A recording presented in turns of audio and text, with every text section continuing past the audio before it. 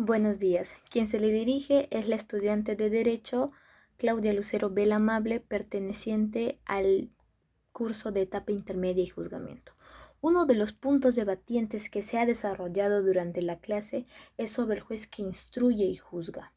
Es ahí donde nace la primera pregunta. ¿El juez que participa en la investigación preparatoria puede ser la misma en la etapa intermedia?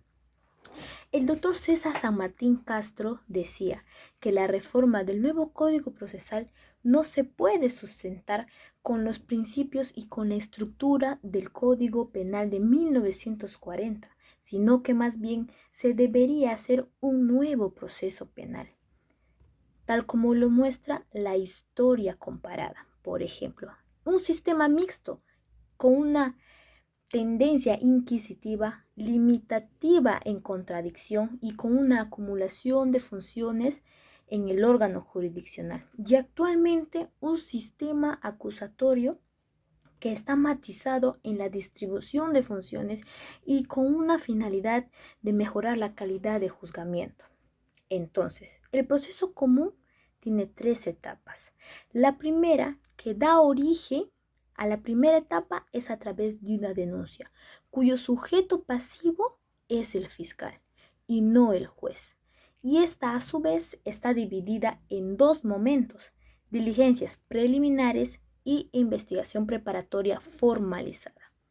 Como ya lo mencioné, el fiscal va a dirigir la acción penal y con participaciones puntuales del juez, como por ejemplo la tutela de derechos o medidas limitativas de derecho.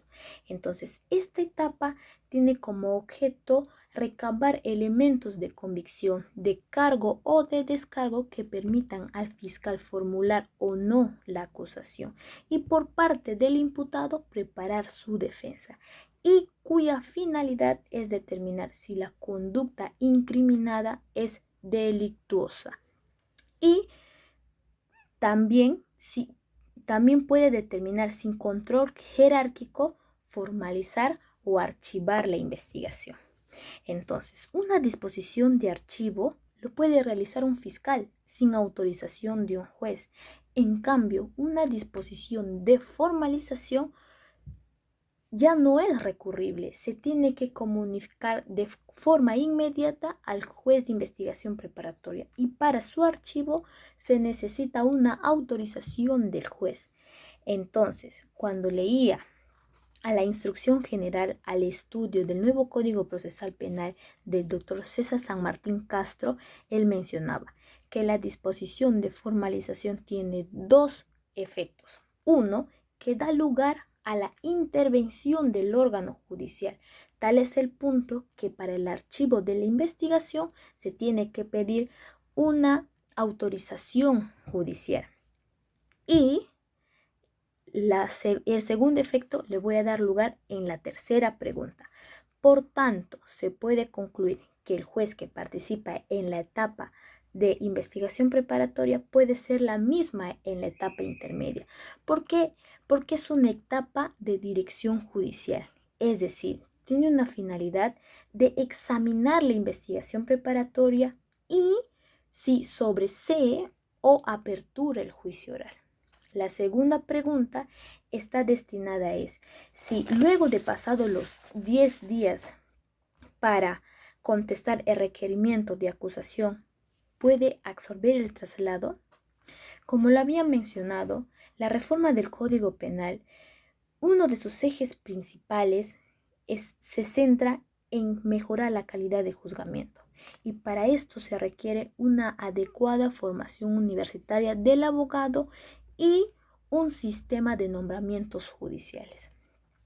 Entonces, el artículo 350 del nuevo Código Procesal Penal menciona que notificada la acusación, se tiene el plazo de 10 días para responder la acusación.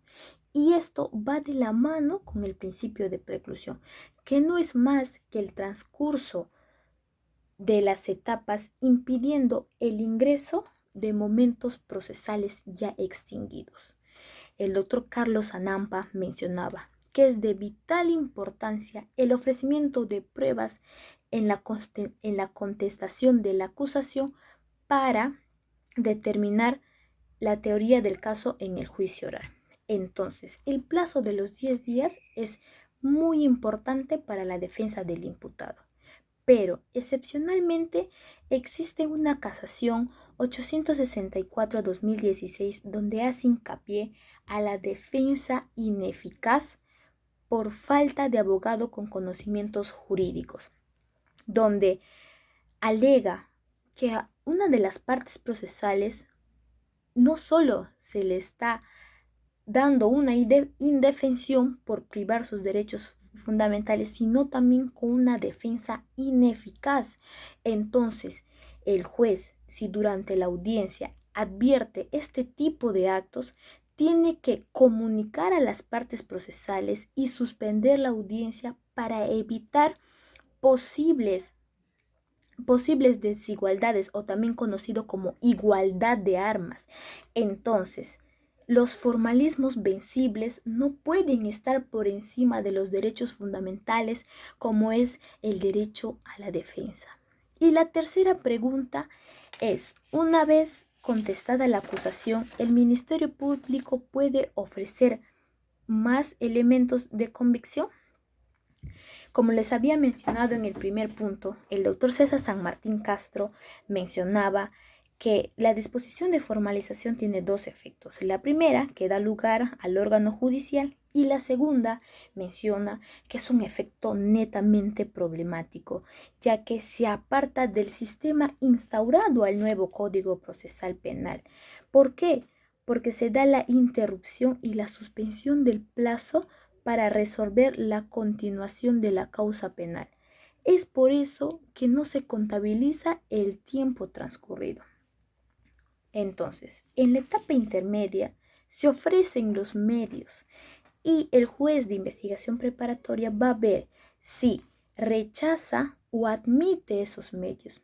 Y la otra parte puede oponerse, ya sea porque la prueba es impertinente.